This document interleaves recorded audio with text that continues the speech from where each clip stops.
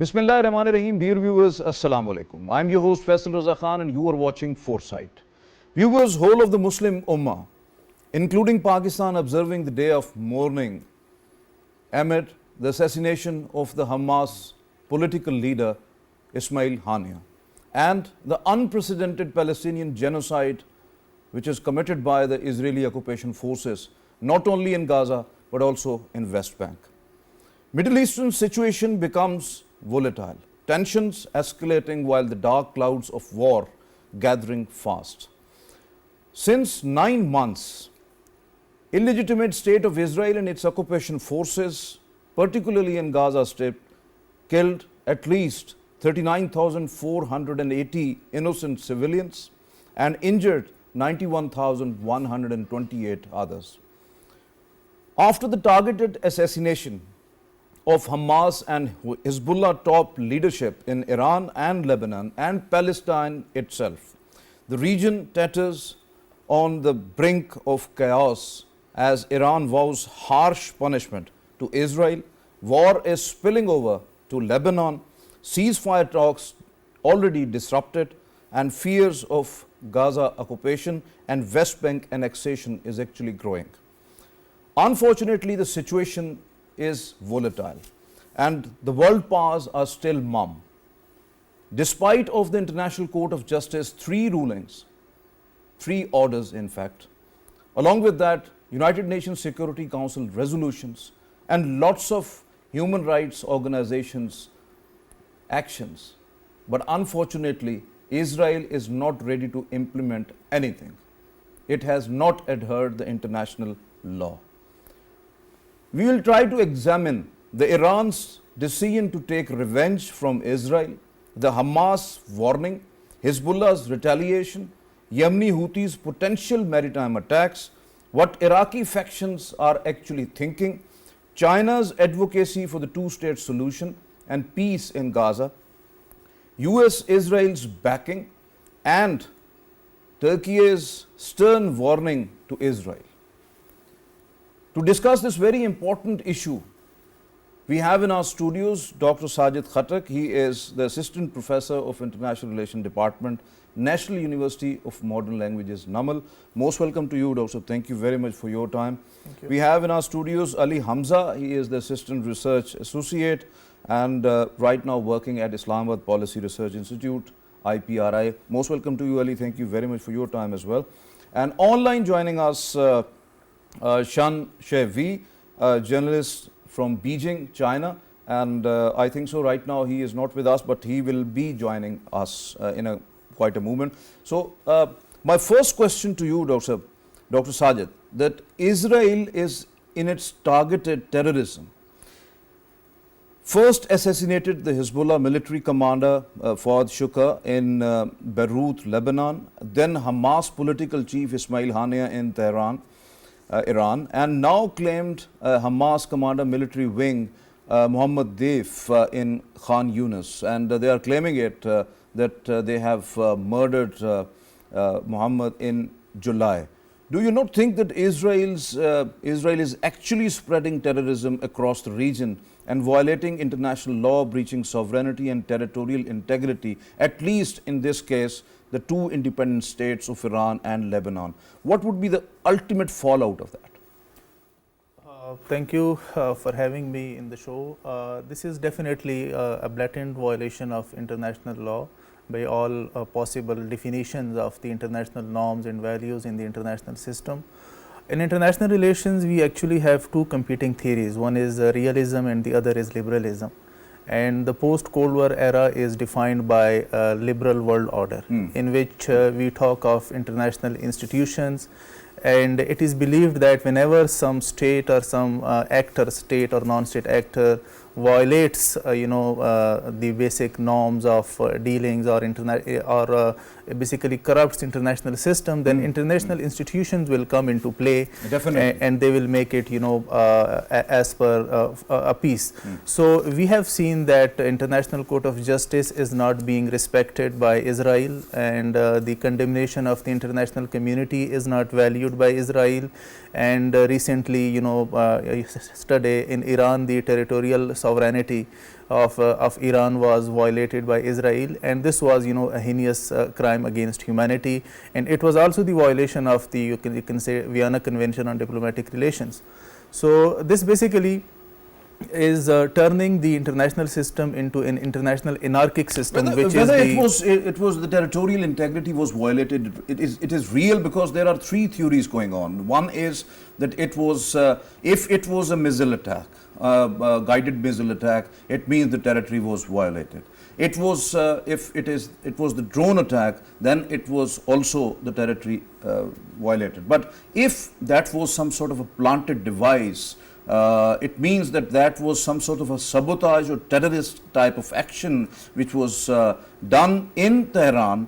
But in that case, because there was some of the stories today from the Western media. That has to be established after a thorough investigation of the event by Iran, because the situation is not clear so far. But I think by all means it was an interference, it was a violation of the Iran territorial sovereignty. And I was basically referring that, you know, when these kind of things happen without any, you can say, accountability, then we are turning towards an anarchic system. Yes. Anarchic system, which is, you know, postulated by realism. It says that it is all about power. If a state is powerful, it will act as per their self-interest, national interest, then there will be no order. It's about might is right.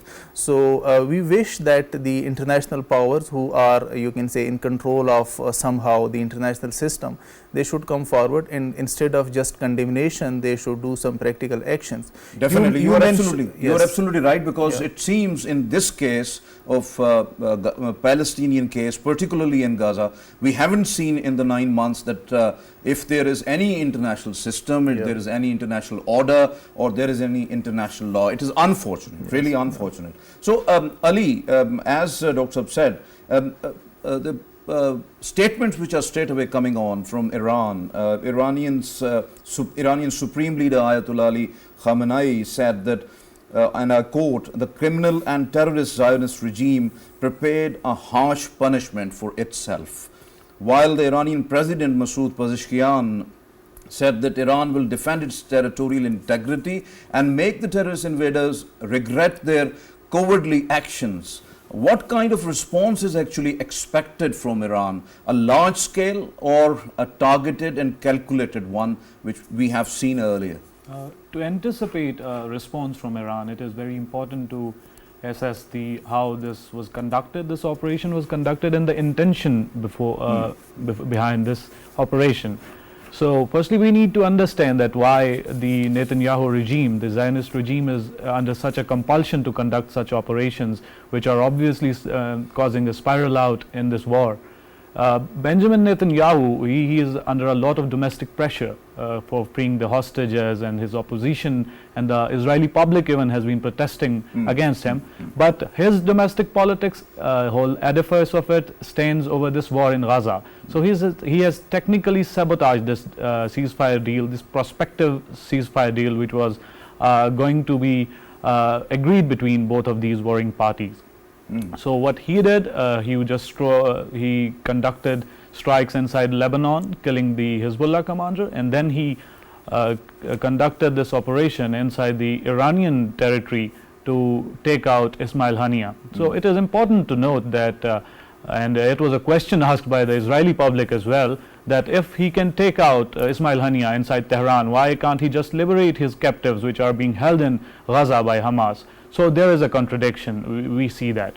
Looking at the possible responses from Iran, it is important to understand that why Israel has done this. Actually, we see that there was a fear of wider escalation in the region because of Israeli actions. We already discussed it. But in spite of this fear, Israel decided to go on with its operation. So now there is a bait for Iran, that we know that Israel wants a wider conflagration in the region. They attacked the Iranian territories. Iran's response must be calculated, because if Iran responds and it blows it out of the proportion, it actually means that it has taken the bait by Israeli But the Prime Iranian Minister. Supreme Leader who sanctioned this attack now is, he has the view that it's going to be open and direct action. So what kind of open and direct strike? Well, I believe that the political rhetoric, how much it just trickles down to the actual decision making, that we need to see. But the most probable option, I think, which Iran will use, it will be a third party. And it is important that it uses a third party. It most probably would use Hezbollah, which is the most probable outcome which we are looking at, is because Hezbollah has just yesterday has initiated some of the attacks, like dozens of rockets fired in the eastern Israel. So well, that is a very frequent happening. That event, that is escalating. I do not consider it as the actual response Definitely, which they have been promising one. But responding to the same question, I'd like to insist that Iran's options, if it just goes for an open confrontation, it would be taking the Israeli bait to just for the war to spiral out of this whole region and to just engulf the whole region in the war. Definitely, fears are the same. The Dr. Sajid, what's your analysis on the U.S. Secretary of State Antony Blinken's clarification that U.S. was not aware of or involved in the killing of Hamas leader, but the U.S. has not condemned this killing, either stressed vitality of the ceasefire, while Iran accused U.S. of heinous killing, claiming it could not have occurred without the U.S. authorization or the intelligence support. Well, I think not just this incident, but this whole ongoing genocide in Palestine is not possible without the support of the United States of America. Yes, definitely, it's open and clear because they are supplying weapons, they are supplying everything, arms and all that, and supporting diplomatically as well. Yeah, and I would refer to the recent visit of Benjamin Netanyahu to the US, where he was addressing the US Congress, and he said that this war is not just the war of Iran, this is the war of the United States as well, because they are fighting not the war of Israel and also United States. Yeah. And when he said this, there was a standing ovation for his statement. This means that the United States totally unfortunate, and he got confidence from this appreciation. And he met Republicans and Democrats, both candidates, the presidential candidates. This shows that politically, militarily, and diplomatically, United States stands by Israel, although they may disagree with his war strategies because of the massive collateral damage that is taking place, and that is basically also affecting the United States soft power worldwide. They may disagree with that, but politically, diplomatically, they stand with Israel. And I will also refer to the fact that there is a greater influence of Jewish community in the US. In the previous presidential election, some 60% of the total funds for the Democratic candidate came from the Jewish community, and 25% for the Republicans. So there is this you can say a compulsion on the presidential candidates in the United States to support Israel. They have this domestic compulsion. They have their vote banks in the United States. So I think that this statement that they are not aware of this attack, or this attack was done without any consultation or without the assistance of the United States, is just you can say a bluff. It is not in line with the ground realities. This war is going on because of the support of the United States. And Benjamin Netanyahu in his address to Congress said that if you give us the tool, we will finish the war faster. So this means that there was some kind of technological, you can say, sharing or this, because I was reading a story. Washington just have a face saving right now. Exactly. That was not the case, might be, as Iran is accusing United States, so might be there is a lot of truth in that. Ali, what do you think United States' role as a facilitator in Gaza genocide and war crimes? As soon after the heinous killing, U.S. Secretary Defense Lloyd Austin reiterated his unwavering commitment to Israel's security and said Washington would come to its defense if needed, while also repeated that the U.S. believe in Israel's right to self-defense. We have heard that America runs Israel and the United States is the helper and the facilitator of Israel. But I think that this is a misconception. It is actually the other way around. Israel actually has been running the United States for very, very long. We see that all the politics in the United States is all about Israel, from the standing ovation at the Congress when he was making those inflammatory remarks, or to the grand welcome at the Mar-a-Lago. We have seen that Americans have undoubtedly supported Israel. By the way, President Joe Biden has a telephone call with the Prime Minister Netanyahu, and he committed the new defensive U.S. military deployments against ballistic missile and drones amid any sort of retaliation from Iran or any other country. Well, that is the case. That is what I've been talking about. I wouldn't agree that U.S. might have been on board on this attack. There is a possibility that the Americans were not on board during this attack. But what Netanyahu has been doing for the past few months, that it has been trying to lure the Americans directly into the region. They want the United States forces on ground. They want a direct confrontation between the United States forces and the other powers in the region. Actually, Netanyahu dragging United States and the big powers along with the regional powers to into the war to have a larger battle. That is what they are trying to do. Coming to the self-defense, well, the concept of self-defense, the definition of it for the Israelis, it is a very warped worldview. We cannot understand their view of self-defense. They feel threatened from Lebanon, they feel threatened from Jordan, they feel threatened from the state of Palestine when it exists. So actually they want whole of the Middle East obliterated, and when it is obliterated, even they cannot, they wouldn't feel safe even after that. And the United States has been buying this view of self-defense, I think, and it is very unfortunate that this warped view of security, this warped view of self-defense, it has been bought by the Americans as well. So there is no credibility to this claim of self-defense when it is actually aimed at against each and every state in the Middle East. Definitely. So, do you not think that the illegitimate state of Israel, its criminal regime and its rogue military is now challenging the whole world? Netanyahu has no intention to achieve any sort of a peace, any sort of a ceasefire or the truce talks, and fears of Gaza occupation and West Bank annexation is actually growing because these statements are straight away coming from because they have rejected the two-state solution and they are discussing in their war cabinet to have annexation of the West Bank. So while he intends to escalate a wider regional conflict in Middle East to get more countries involved as we are discussing it. So what sort of what war cabinet is actually thinking right now?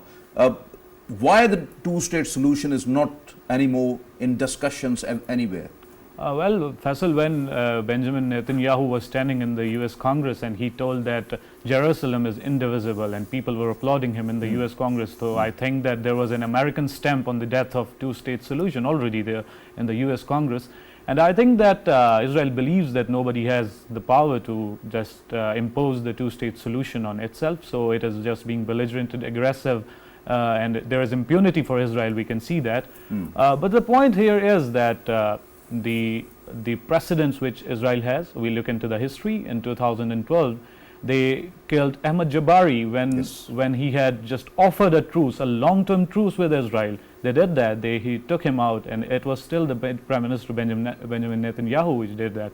And the same happened with Sheikh Ahmad Yassin, the founder of Hamas, and the same happened with Al-Rantisi, his successor. So there is a whole series of these events whenever there is an offer from Hamas to carry out a long-term truce with Israel, they just sabotage it and backstab it. So we see that Netanyahu doesn't want peace. He actually wants the continuation of this war, and he wants a wider war in the region that is sustaining his rule in the Israel. So we see that the petty political interest of a certain group or an individual, if you may, it is just trumping all the political considerations all over the world and threatening the peace all over the world. Yeah, definitely it is. Dr. Sajid, what would be the ultimate fate of the ceasefire talks that was initiated in Rome, Italy, as Egypt termed as an absence of Israeli political will to calm down the situation?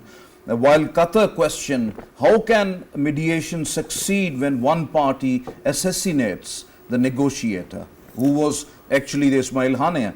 On the other side, as peace needs serious partners, but unfortunately Israel is not. Basically the assassination of Ismail Haniyeh has shadowed the truce between Israel and Hamas, and it has somehow, you can say, endangered the peace in the region. But I think that the positive side of the story is that Iran has not reacted, rather it is thinking of responding. And the response will be, to my understanding, will be calculated, because previously in April they had already responded to in response to attack on their embassy in Beirut. So that response was a kind of face saving, because it had not damaged much of Israel. I believe that ultimately peace have to be given a chance, because even after world wars, the ultimate solution is negotiation and peace and an agreement. No doubt, no doubt. Yeah. So although the scheduled, you can say, summit is supposed to be overshadowed by this assassination of Ismail Hania, but at the end of the day, some you can say important rational actors have to come forward and they have to play their role. And I would appreciate Qatar in this regard, because they have played a very positive and productive role in the Afghan peace process as well, and they are now playing their role in this war truce. Actually, Iran is also aware of its internal security weaknesses as well, because we have seen that this attack on Ismail Hania is a clear, you can say, manifestation of the weaknesses of Iran's internal security.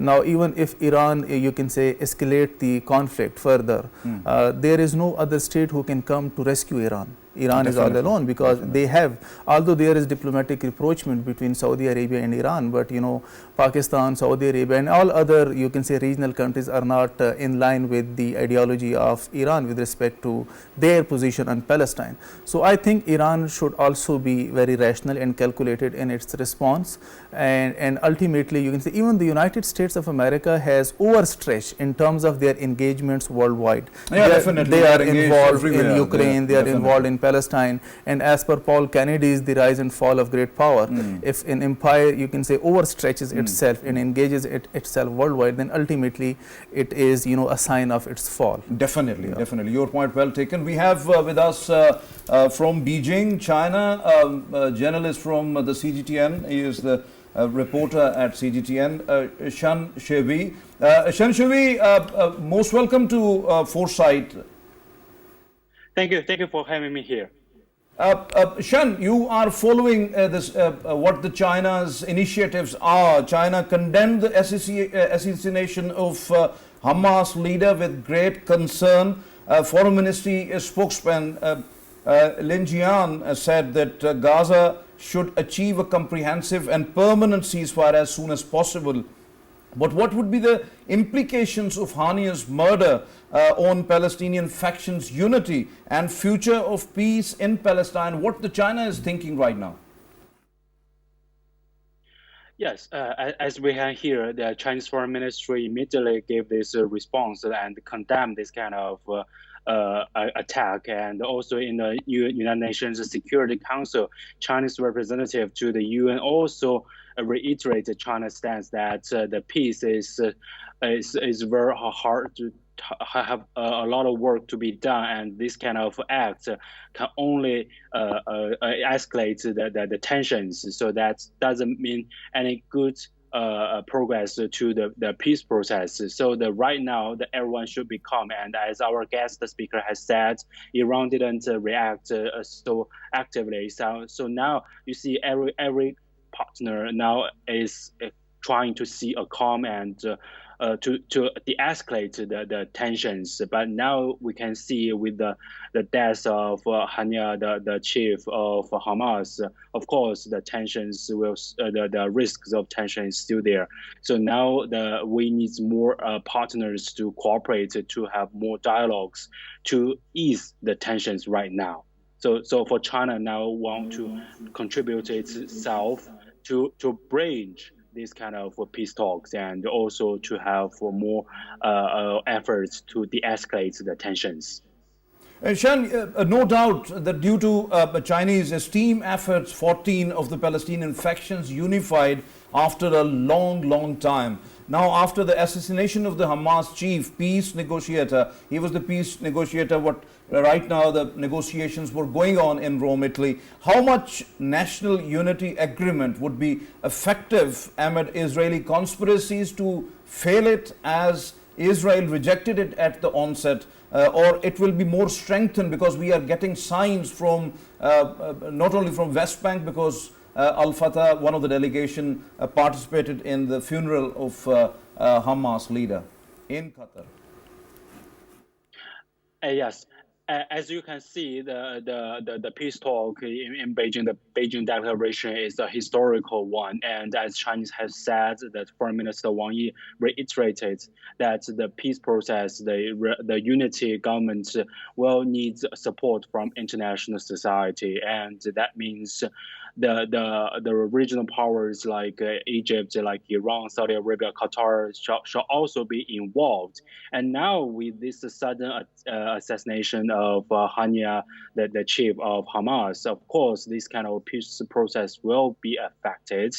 But now you can see Chinese diplomats are now coordinating with regional countries, diplomats, especially like in Iran and in Qatar and regional countries, to have more dialogue and to seek any kind of solutions. So you see now China is trying to de-escalate the tensions, to talk with all the parties and also all the factions within the Palestine Authority and this kind of unity government. So all this work are now in the push. So and now we want to see the other parties like Israel should also come, and especially in this kind of situation. So every partner in this region shall have this kind of desire to de-escalate the tensions.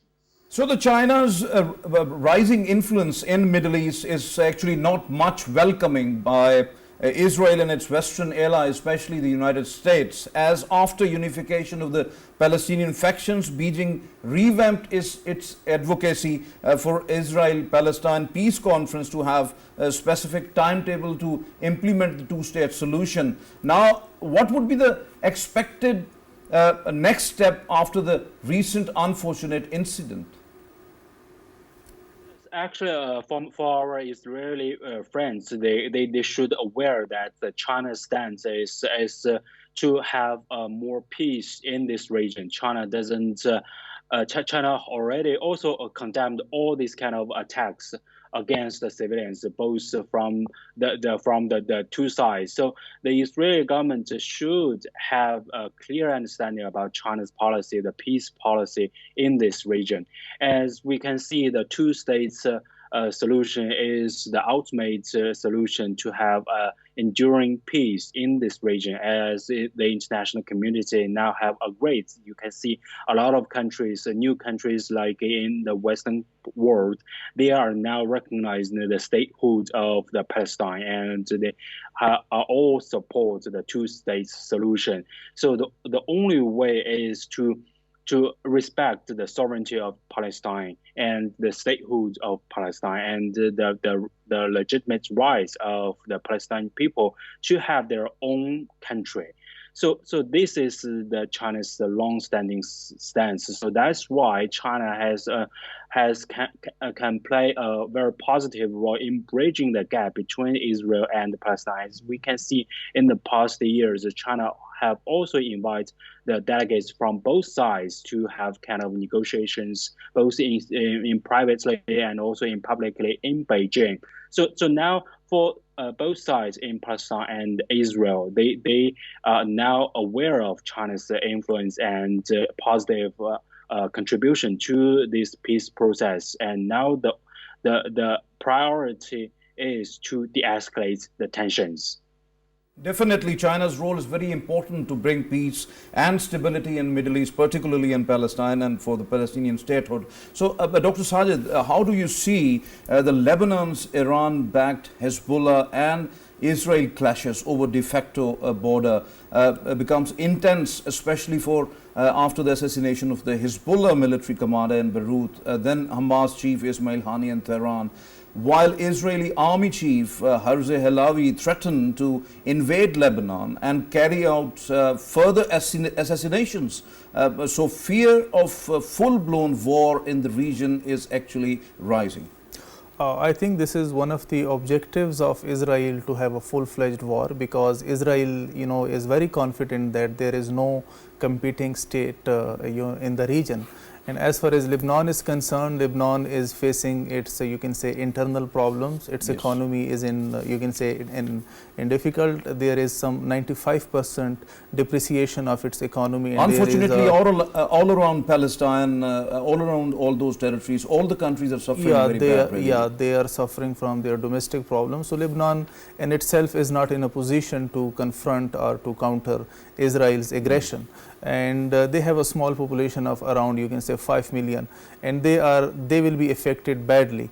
But I think you can say the rest of the regional countries, they will have to be cautious of the fact that if this war erupts in the region, it takes this whole region into its fire, then there are chances that Israel might, be looking for its greater Israel or greater Middle East ideology. And I would also say, although it is very futuristic, but I would say that if this war erupts and the Muslim states, because so far we have not seen OIC coming into action or some other Muslim states coming into action, and if Israel fights those Muslim states one by one, and this whole region goes into war, then there are chances that Israel could become the powerful state in this region, and it could even dictate the United States as it is dictating now, because there is some you can say a structural dependency of the United States president. You're absolutely right that at this juncture the Muslim Ummah or whole of the Muslim world, they have to think a lot, because they have to take actions on that, no doubt about it. Ali, when we are talking about after the multiple assassinations by Israel in Lebanon and Iran, what would be the ultimate reaction of the Yemeni Houthis, as they might escalate their maritime attacks at least, because they are directly attacking Israel as well, but the maritime attack in the Red Sea disrupting the critical supply chain, while Iran-backed groups are also preparing something, and some we have heard, not confirmed by the Iraqi government, that there was a United States drone strike in Iraq as well. So how they going to react the situation?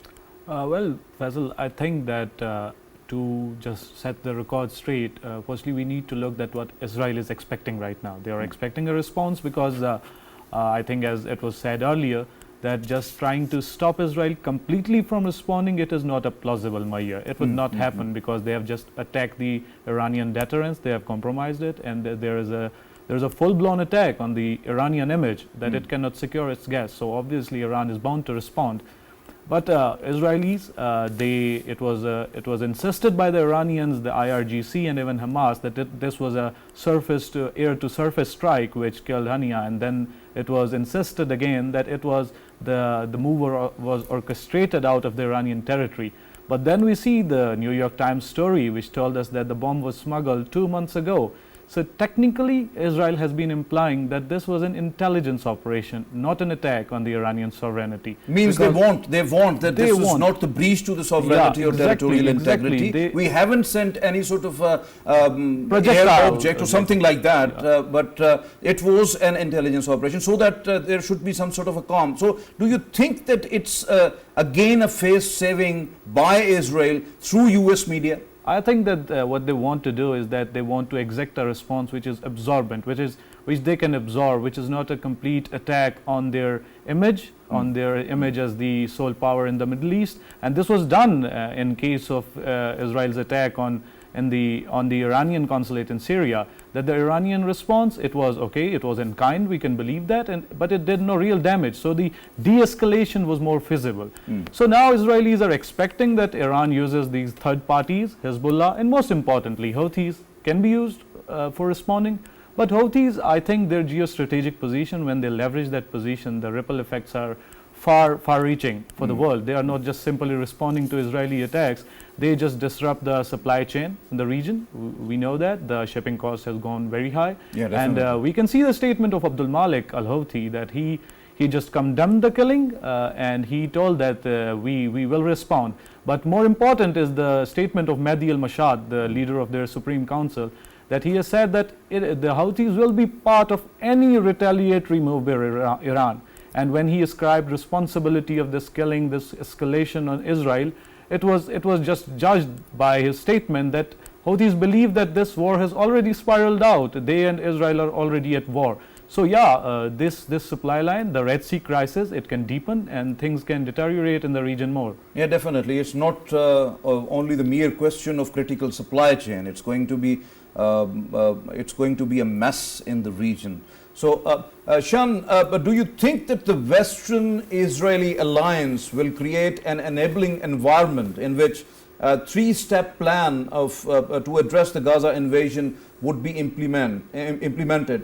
What Chinese Foreign Minister Wang Yi unveiled, that promoting lasting ceasefire, upholding the principle of the Palestinian governing the Palestine and recognizing the state of Palestine as a part of a two-state solution and giving them full UN membership. This is a viable plan what the Chinese Foreign Minister presented. So do you think that it is going to be implemented soon as the situation is volatile? Well, China's long-standing stance that Palestine shall get the full membership at the United Nations. But so far, from the West, especially from the United States, they have blocked this kind of applications many times already. So far, the Western world, especially from the U.S. side, we didn't see any concrete steps to recognize the statehood of the Palestine state. And so what shall be done is that the U.S. shall have this kind of respect and fully recognize the statehood of Palestine in the coming years, and to grant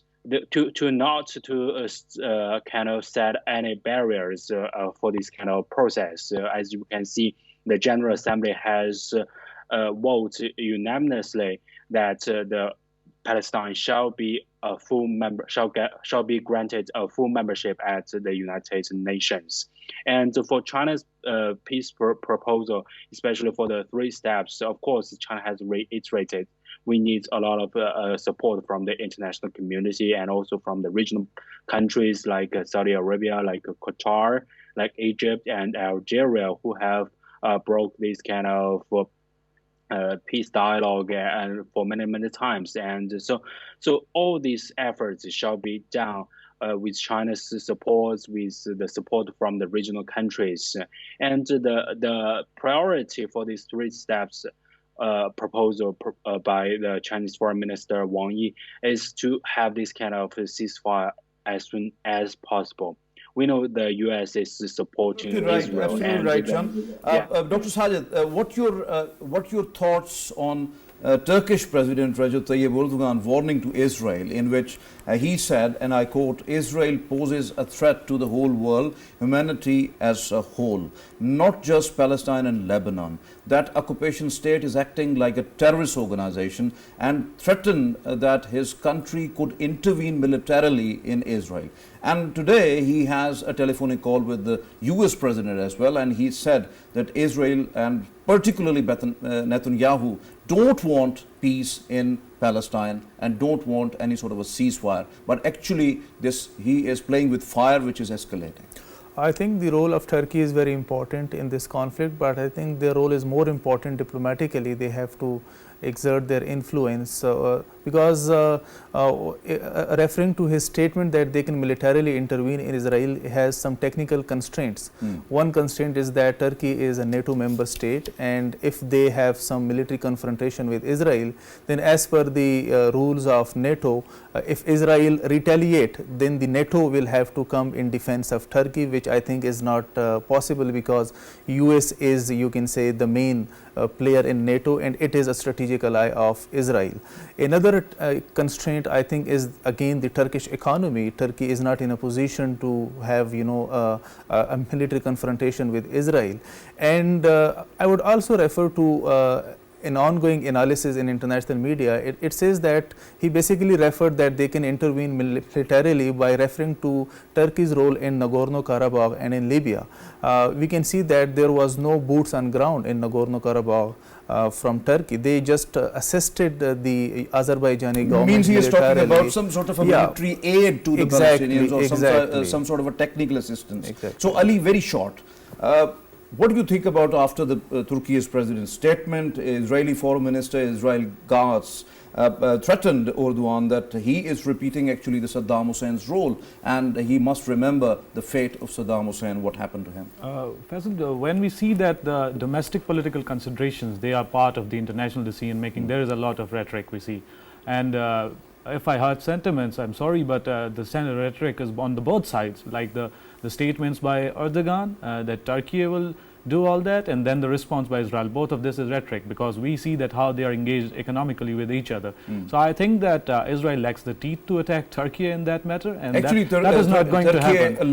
Lots of aid suspended, trade suspended in between Israel exactly, and that's the Turkey. point. But I think that their remarks are more of sentimental value, and the Israeli remarks are completely rhetoric, because they would never dare to do such things with Turkey, because of the, as Dr. Saab said, that there are some constraints on that. So it is merely rhetoric. Definitely, we have to hope for peace and stability in the region, but that is not seems there because of the Israeli actions and what they are doing. Thank you very much, Ali, for your presence in the studios. Thank you very much, Dr. Sajid. And thank you very much, Shen, for sparing time online. We are really thankful to you. Thank you very much for that. Viewers, as you have just listened to our panelists, unfortunately, there is no international system, no international order, and no international law when it comes to the Middle East right now, particularly the Palestine and the Gaza Strip, including the West Bank.